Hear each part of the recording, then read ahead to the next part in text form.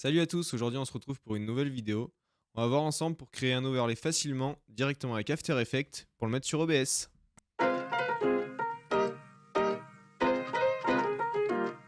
Pour commencer, vous ouvrez donc After Effects. Vous cliquez sur Nouveau projet, juste ici. Ensuite sur Nouvelle composition. Vous mettez donc du coup un nom sur la composition. Moi je vais mettre cadre animé. Hop, vous laissez bien en 1920 par 1080. Cadence d'image, vous laissez bien en 30 images secondes.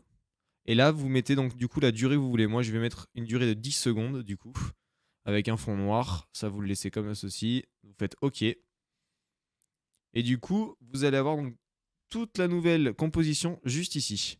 Donc là, vous voyez qu'il n'y a absolument rien. On va créer ensemble du coup le cadre animé. Alors pour ceci, vous cliquez, faites clic droit sur ce petit carré un peu plus gris foncé.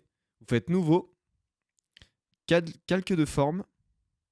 Vous avez du coup le calque de forme qui apparaît juste ici sur le cadre gris foncé.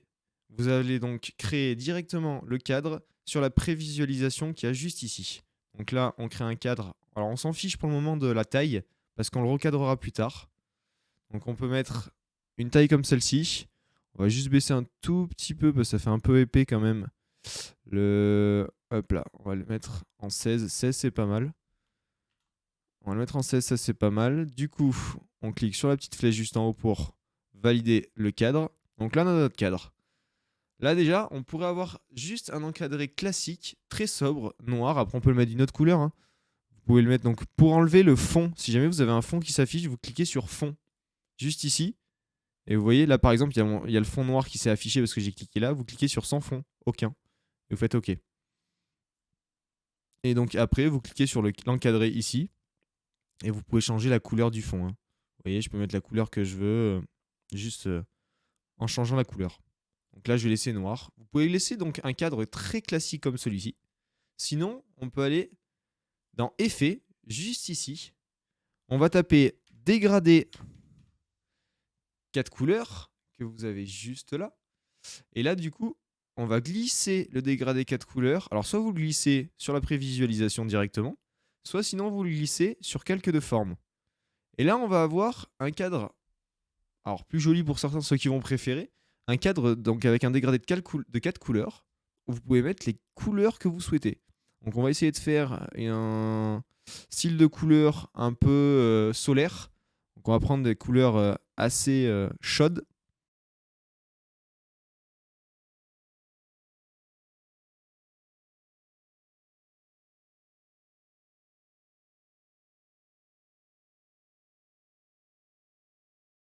Là, vous avez du coup un cadre que vous pouvez vous servir directement comme overlay.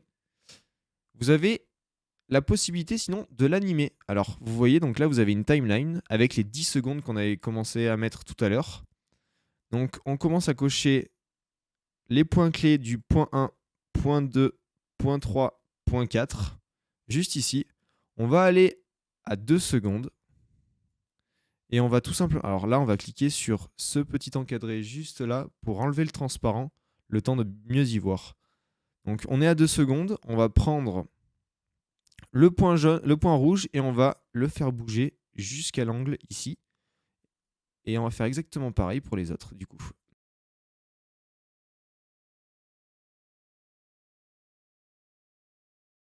Et là du coup on a déjà fait un tour vu que nous on a pris que 2 couleurs, on n'a pas pris 4. Donc là tout ce qu'on va faire c'est qu'on va tout simplement ouvrir un peu toutes les positions. On va récupérer tout ce qu'on a mis. On va faire un copier, on va aller à 6 secondes. Et on va coller. Voilà. Et comme ça, on a, nous, déjà un dégradé qui s'effectue tout autour du cadre. Très simple. Et on a déjà un cadre animé. En quelques minutes, on a déjà fait un cadre animé. Alors, on va donner un peu plus de peps à ce cadre animé. Vous allez tout simplement prendre tous les points clés, faire F9, et on va aller dans l'éditeur de graphique. Donc vous allez voir. Alors là, vous allez vous demander ce qui se passe, mais ne vous inquiétez pas, c'est très simple. Vous affichez, si jamais ça ne s'affiche pas, vous affichez les graphiques de vitesse. Donc faites bien modifier le graphique de vitesse. Là, du coup, directement, vous prenez tous les petits points clés du bas. Et donc, on va tirer. Hop là, pour donner un peu plus de... On va tirer un peu vers l'avant. Et on va leur donner un peu une vitesse régulière, hein, et identique sur chaque... Donc, on va faire en sorte que ça aille bien plus vite au début. Ça ralentisse au milieu et ça réaccélère. Donc là, regardez déjà ce que ça peut donner. Vous allez voir le rouge, hop là. Vous voyez, le rouge passe très vite. On peut même lui donner un peu de flou de mouvement. Comme ça adoucit un petit peu tout ce qui se passe. Et donc là, en quelques minutes, on a réussi à créer un cadre animé très simple, très basique, mais qui suffira largement pour faire votre overlay Twitch ou YouTube. Ensuite, vous pouvez rajouter, si vous le souhaitez, votre logo ou tout type de vos subs dans un encadré. C'est vous qui voyez. Là, par exemple, je vous ai juste fait le contour. On va voir ensemble maintenant les overlays un peu plus classiques, comme j'ai sur Twitch. Alors, je vais vous montrer. On se retrouve dans un instant. Donc là, on se retrouve pour créer le deuxième overlay. Un overlay beaucoup plus sobre, beaucoup plus simple, on va dire. Alors, vous commencez par créer un calque de forme. Hop. Donc là, on va se retrouver avec un rectangle. Vous créez un rectangle assez large et assez épais. Un peu comme ceci. Donc là, on va faire l'inverse. Donc vous cliquez sur contour. Vous faites aucun pour enlever le contour. Et vous cliquez sur fond, mais vous mettez un fond cette fois-ci. Alors vous choisissez. Soit vous mettez un fond uni, soit vous mettez un fond en dégradé. C'est vous qui voyez. Moi, je vais mettre un fond uni. Je vais faire exactement l'overlay en fait que j'ai sur Twitch. Je vais faire un fond uni. Je vais prendre le pointeur. Je vais décaler le fond. On va l'étirer jusqu'au bout. Hop là. Tac. Donc là, on a un fond. Je vais refaire un clic droit, nouveau, calque de forme. Donc là, ça m'a créé mon deuxième calque de forme. Hop, on va le faire à peu près comme ceci. Là, on va changer, on va mettre blanc. Ensuite, vous le prenez et vous le glissez par-dessus le premier. Vous n'hésitez pas à zoomer pour bien vous rendre compte. Alors, si vous appuyez sur espace juste, ça vous crée la petite main et ça vous permet en fait de bouger directement votre prévisualisation. Donc là, on peut voir que on est pile poil sur la hauteur du noir. Donc c'est parfait. Donc en termes d'espace, moi ça me va très bien. Là, je vais écrire du coup tout simplement mon pseudo.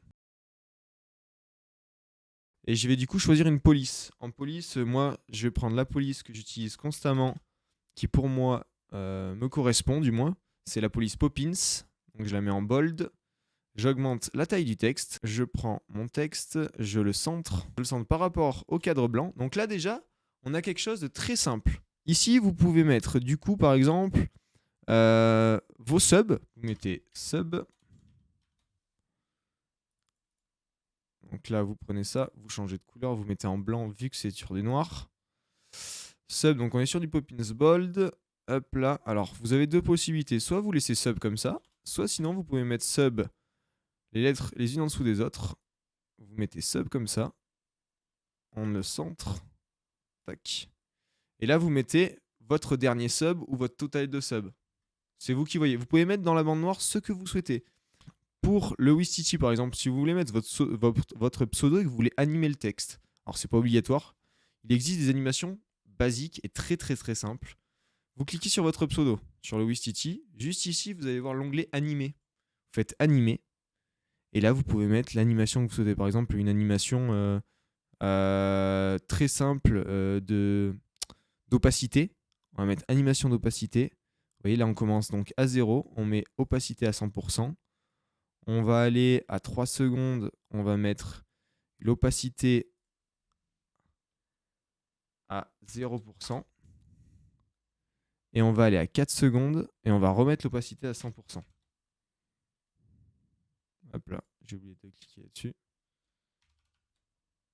Tac. On prend les 3, on fait un copier et on retourne le faire du coup à 6 secondes. Voilà. Comme ça, ça tournera en boucle. On va voir que ça va, hop là, et ça va revenir. Tac. Là, vous pouvez mettre du coup un peu de flou de mouvement aussi, si vous le souhaitez. Voilà, comme ça reviendra beaucoup plus rapidement. Et là, on a une petite animation d'opacité en fait très très très simple directement sur votre pseudo. Alors après, vous avez d'autres animations directement dans l'onglet Effets. Donc quand vous allez dans l'onglet Effets, Animation prédéfinie, donc vous avez Texte. Et là, vous pouvez mettre par exemple 3D texte. Hop, alors attendez, j'enlève l'animation du coup d'opacité. Et donc là, par exemple, j'utilise une animation qui est déjà faite. Donc je vais dans Animate In ou Animate Out ou toute autre animation que vous pouvez trouver, celle que vous préférez. Moi, par exemple, j'ai décidé de prendre Animate In. Je vais prendre une entrée en torsion.